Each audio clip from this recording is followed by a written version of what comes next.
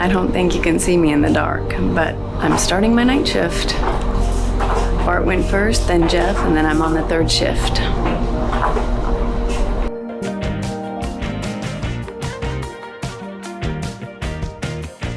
Good Monday morning. So we are here in Captiva. We left Key West at about 4 p.m. on Saturday. At the last minute, on a whim, we decided we would go ahead and do an overnight passage from Key West straight up here to Captiva, Florida.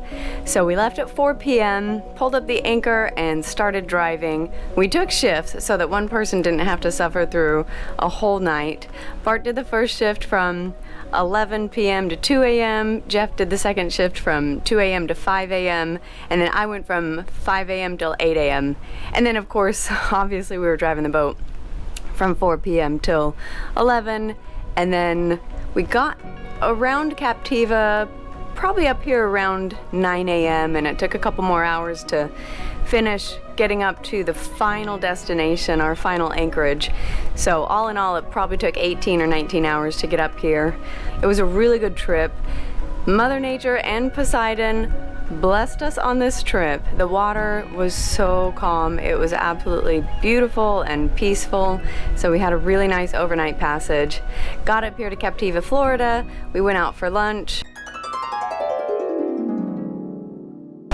Okay, we made it to Captiva, and it is a hot, hot day today. So we're here in Captiva, we're anchored, and we're gonna go get ourselves a little bit of lunch. I'm getting a Diablo sandwich and a Dr. Pepper. and there's the boat back there. I can't find it back there.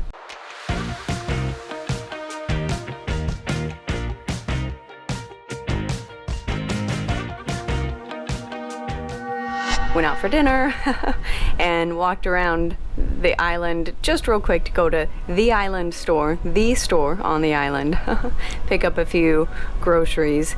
And now we're gonna pick up anchor today. We just spent the night here. We're gonna pick up anchor this morning at high tide. We did have a little issue anchoring the boat yesterday.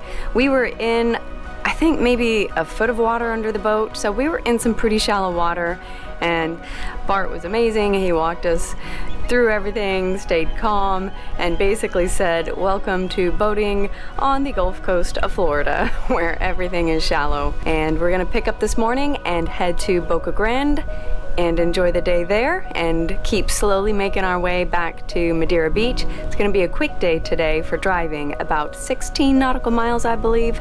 So far less than what we did to get up here. Another perfect day for driving this boat.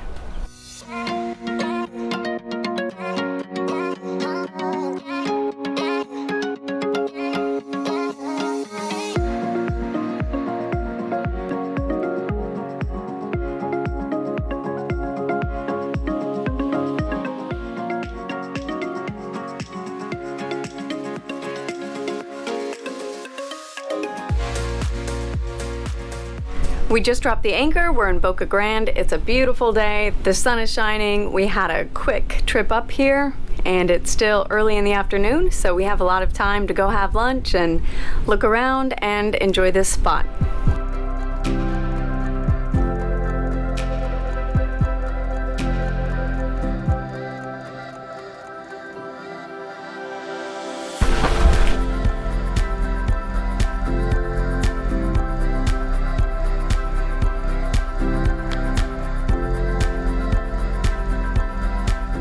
Stay to the left.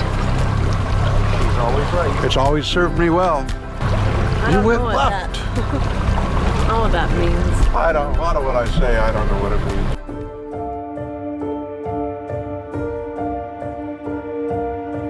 Well, me hearties, it looks like we're in for a hell of a blow tonight.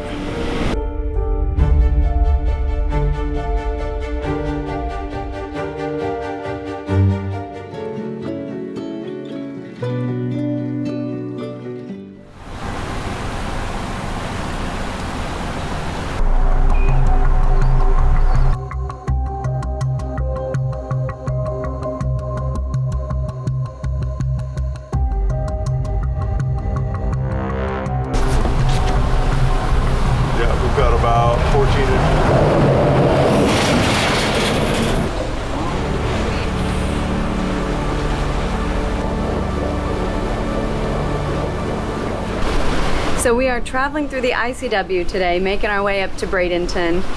I believe we have about 53 miles to go, but there's a lot of bridges, as you probably saw, that we have to navigate through, possibly wait for.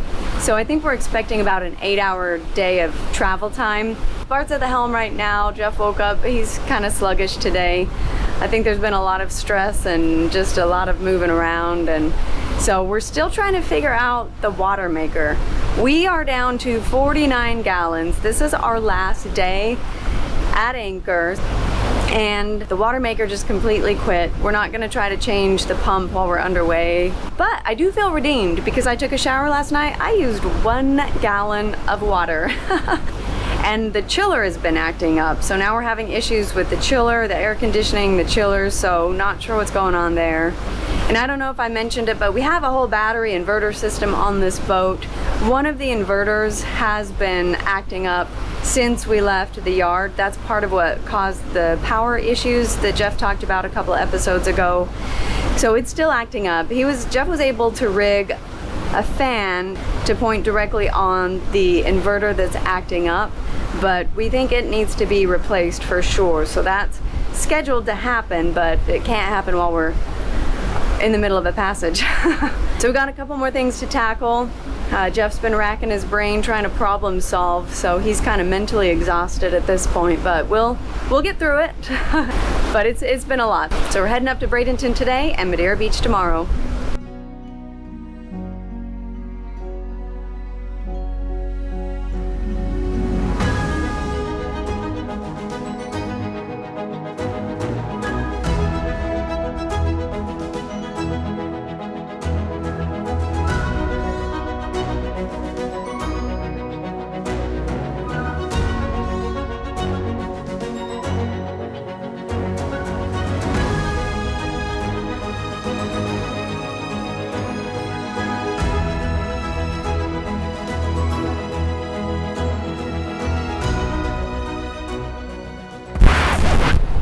Well, where do I begin? We keep praying and hoping for a day with no troubles, but we did not get that today. So we noticed a couple hours ago the bow thruster wasn't quite working the way it should. Okay. No, we'll just have to figure out what happened. Alright. Hopefully we can fry an alternator or something. Alright. The bow thruster has a 24 and 48 volts on it, so you press it over and it'll go for about 3 seconds and then it jumps into a higher gear at the 48 volts. Well, it wasn't doing that. It wasn't jumping into the higher gear. Jeff ran down to look at the innards of the bow thruster, and when we pushed it over initially at the 24 volts, everything was fine, and then at about the 3-second mark when it's supposed to jump into the higher gear at 48 volts, sparks started flying. The contactor for the 48 volt, as soon as it jumped in, created quite the lightning show. So, stopped using the bow thruster and we dropped the anchor, and then the starboard engine wouldn't start.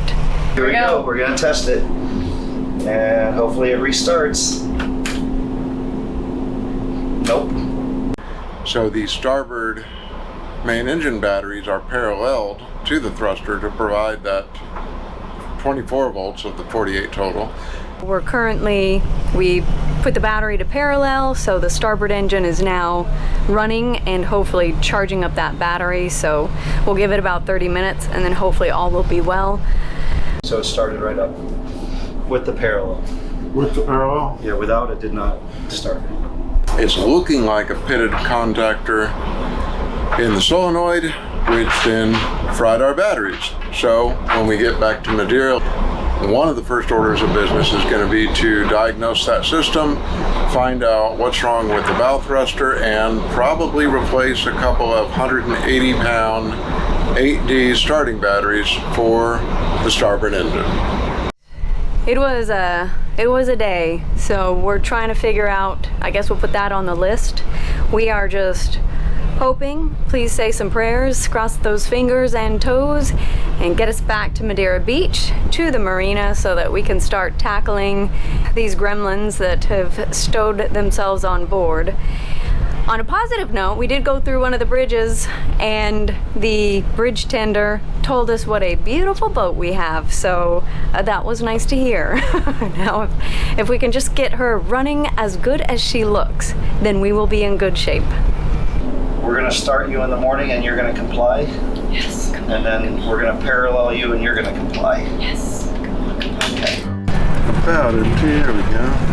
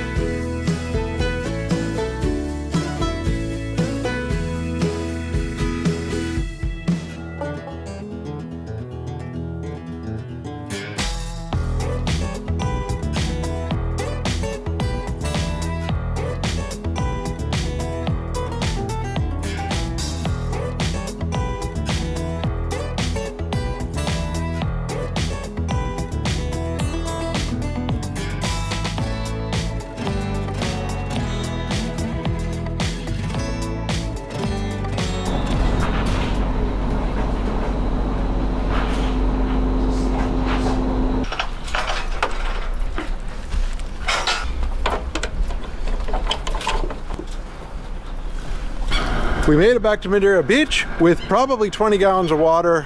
The Victron says 0%. And pleased to report we now have as much water as we could possibly use from the city of Madeira Beach. Go to the other side and open that one to vent it. Man, what a trip it has been. I am pleased to report we made it to Madeira Beach. We are at the Madeira Beach Municipal Marina. We are plugged in with power. The docks are new, the power's new. The staff here has been amazing to us so far in the hour that we've been docked up here. We have water going into the tanks and everything is feeling good. It finally feels like we're home. Madeira Beach really became our home, and interesting enough, we can actually see our home from here. So it does feel like we're home.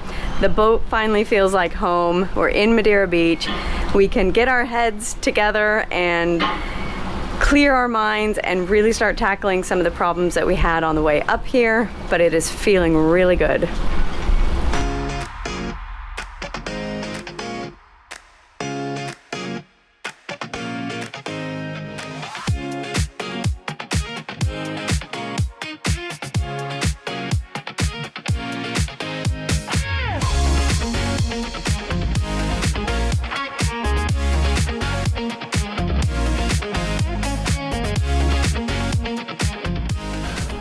So we're back at Madeira Beach, and it didn't take long to find a project. You'll notice up here, we're missing a trim panel at the ceiling because this one kept falling down. And so went down a rabbit hole of trying to pull it a little bit to make sure I knew what size Velcro, and the panel is right over here now. And this industrial Velcro that I was going to install has already been installed. And the reason that the panel was sagging is you can see this outer ply of plywood is delaminated and removed old water damage. Looks like we had a leak at the davit sometime in the past, not active, not ongoing. So now I have to go and get a super thin material to add to this. Once I take this outer ply of veneer off that's not doing anything, I'm gonna re-veneer it and laminate it with contact cement, and that should hopefully give us a stronger bond. Then we're gonna put it back up. All I was gonna do was take one shelf out of the fridge, but what I figured out is this is a U-line refrigerator, which they work really well. But the problem is there's a cold plate entirely on the back of the fridge. So if you take a can of Coke or any beverage and it gets too close to that refrigerator plate, then it ends up looking like this because it partially froze. And so all I want to do is put a little piece of starboard along the back as a little lip to keep cans off of the back. But it's one more little project. Super easy. Rip it in a table saw, cut it to length in the chop saw, stick it on with 3M tape. But I'm not trying to find projects. They just keep showing themselves to me. First on the project list is go to the storage unit and get all of my barware and all of my mixers. Because all we've had on the trip is old fashions and margaritas, and I want to go get some stuff. I'm gonna make Mai Tais and gin and tonics and Bloody Marys and rum runners and painkillers and pina coladas and anything else that I can think of. And then, not during, but after, or maybe before, I'm gonna start working on the big projects. Okay guys, good morning. It is Saturday morning here at Madeira Beach Marina. I'm just stepping off the boat. Beautiful boat at the end of the T-dock here. So Steph and I went through the footage yesterday of what we shot all week, and a lot of it's really good, but we also missed a whole lot. And part of the reason for that was that basically I just told Steph not to film. I didn't want you guys to see me in that raw moment, and in retrospect, that's kind of the exact opposite of what I should have done. So on a boat, problems tend to stack.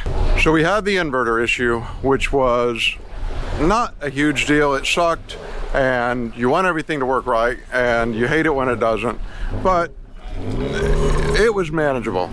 And then we started to have the air conditioning system trip on us. The breakers would trip, and I really think it's the fact that for the current load, the chillers are probably pulling each 30 amps, 28 amps at startup, and these are 32 amp breakers. And so we're very close to the trip load anyway, and then you put them in a very hot 130, 140 degree engine room, then that heat tends to make them trip faster.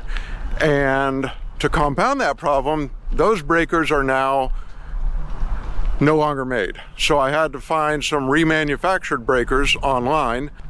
Then we had the watermaker issue, and all of those, now we've got 3 issues stacked on top of each other, and you're just looking for a win. And I really wanted a win, and what the universe delivered to me instead was dead batteries and possibly a bow thruster going out. So I was frankly defeated, and I just was at my limit, and I told Steph not to film. So now realize that's kind of the content you should see.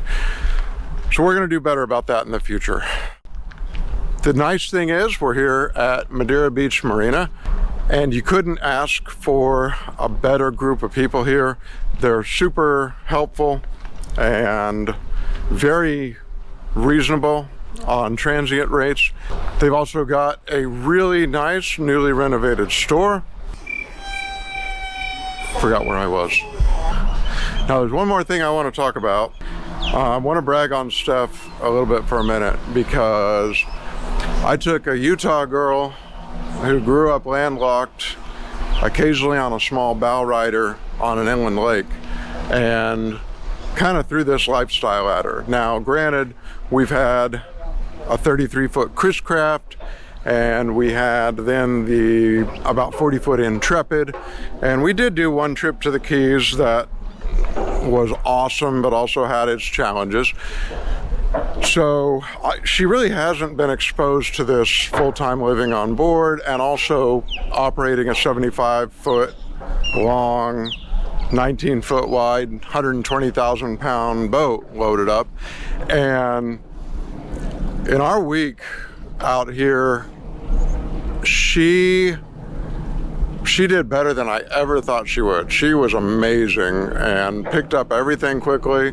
Was no task that she wasn't willing to do, and you saw she got up there and she's pulling up these heavy snubber lines and piloting the boat, and only a couple times asked Bart to take over when legitimately it was a tight situation, similar to the New River but not quite as long, but you know, coming through a narrow railroad bridge, things like that.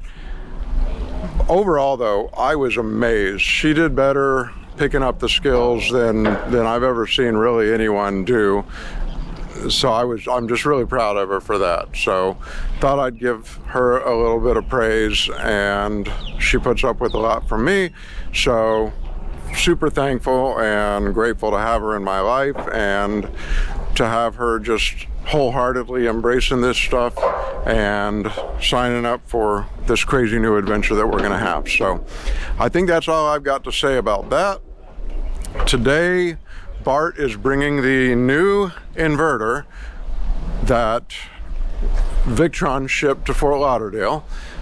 He happened to be down there, so he's bringing it up to us, and I think we're going to get that installed, and hopefully that solves our inverter issues. And then we're going to move on to the watermaker issues. The watermaker's an odd deal. You can get a watermaker for $6,000 and you can get a watermaker for $60,000, and a lot of the differences are going to be in obviously quality of components, but a lot of the differences are going to be in ease of use, appearance, aesthetics, convenience, footprint. There's a lot of different issues, but I'm going to reserve judgment on ours for now. The boat came with a Seawater Pro. I will say that Bart told me that the motor was upgraded because that's what Seawater Pro told him.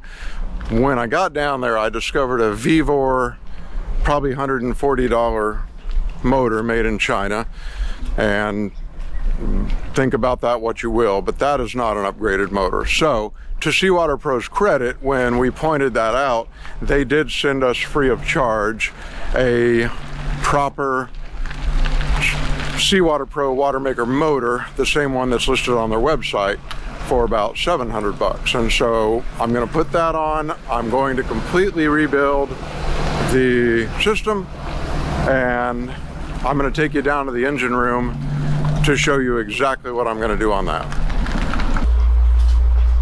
And just going to take you down into the engine room next week. So that's it for now. Thanks for joining us. We'll see you guys next week.